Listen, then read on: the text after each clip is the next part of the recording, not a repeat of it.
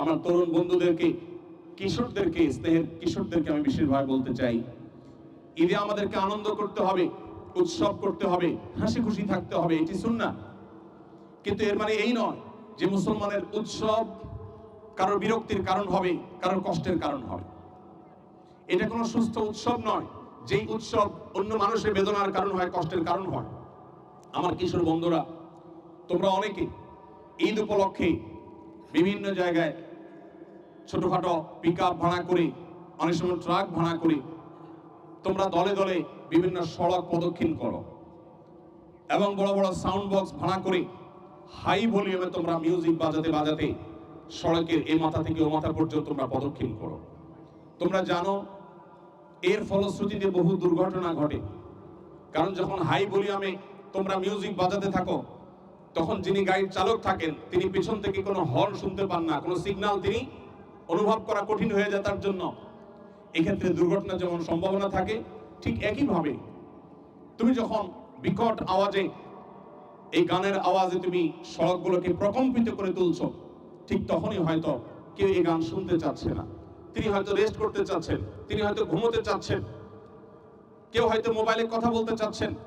তোমার সড়কে এই যে বিকট আওয়াজে, তুমি গানের আওয়াজে তুমি যে সড়ককে প্রকম্পিত করছো, ওই সময় হয়তো তোমার পাশের চালক তোমার আওয়াজের কারণে পিছনে কোনো সিগন্যাল শুনতে পারেন নাই, দুর্ঘটনা ঘটে যেতে পারে। সবচেয়ে বড় কথা হলো, একজন মুসলমান হিসাবে এই ঈদ আল্লাহর দেওয়া উৎসব, আল্লাহর দেওয়া উৎসবকে আল্লাহর বিধান মোতাবেক, আল্লাহর আদেশ মোতাবেক, আল্লাহর বাতানো পদ্ধতিতে আমাদের উদযাপন করা উচিত। এই ঈদ আমাদেরকে আমাদের মহানবী সাল্লাল্লাহু আলাইহি সাল্লাম দিয়েছেন। তিনি যখন মদিনায় এসেছেন, তিনি দেখেছেন মদিনার ইহুদিরা তারা আশুরার দিনে উৎসব করে। নবী করিম সাল্লাল্লাহু আলাইহি সাল্লাম আল্লাহ রাব্বুল আলামিনের ওহীর নির্দেশের মাধ্যমে তিনি তখন আমাদেরকে দুটি ঈদ দিয়েছেন, একটা হলো ঈদুল ফিতর, একটা হলো ঈদুল আযহা। নবীজির দেওয়া ঈদ শয়তানের বাতানো পদ্ধতিতে, আল্লাহ নিষিদ্ধ পদ্ধতিতে উদযাপন করা, এটা কোনো মুসলমানের কাজ হতে পারে না।